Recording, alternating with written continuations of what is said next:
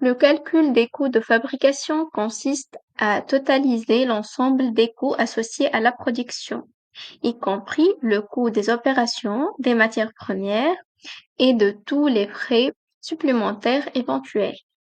Donc, aujourd'hui, je vais fabriquer une table. Sur le menu produit et table. Nous allons vérifier ensemble les composants de notre produit en cliquant sur le Smart bouton Nomenclature, Table.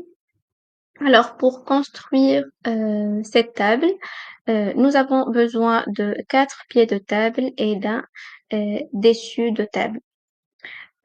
Donc, on va vérifier sur chaque composant le coût en cliquant sur le lien interne, ce petit flèche. Voilà, le coût d'un pied de table est $10 et pour le dessus de table, c'est $40. Je reviens vers la nomenclature. Passons maintenant à l'onglet Opérations.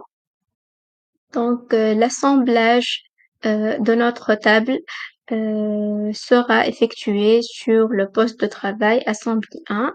Donc, pour voir les détails, je clique sur la ligne et ensuite sur le lien interne du poste de travail. Voilà, ici on trouve le coût horaire, c'est le coût par heure.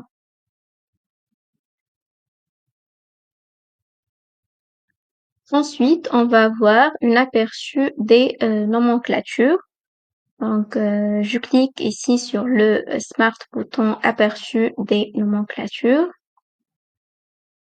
Si vous voyez ici, il y a deux colonnes qui représentent les coûts. La première, c'est le coût dans la nomenclature, c'est le total des coûts des composants et des opérations.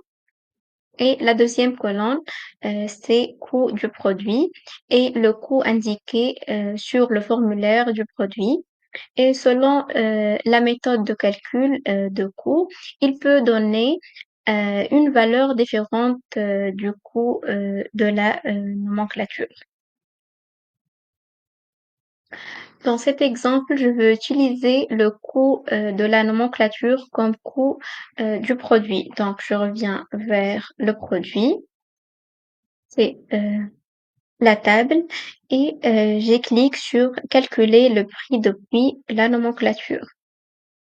Voilà, le coût est changé de 0 à 114,59 $, ce qui reflète le coût dans la nomenclature. Alors, pour vérifier, je reviens vers la nomenclature, table, aperçu des nomenclatures. Voilà, le total ici, c'est 114,59 $. Et le coût de produit maintenant correspond au coût dans la nomenclature. Alors, maintenant, on va voir comment configurer les méthodes de calcul des coûts dans Odoo. Il faut aller dans l'application Inventaire, Configuration et Catégorie de produits. Ici, on trouve les catégories de produits dans notre système. On peut modifier la méthode de calcul pour tous les produits. Par exemple, modifier la méthode de calcul pour les composants. On peut ajouter une nouvelle catégorie pour les composants.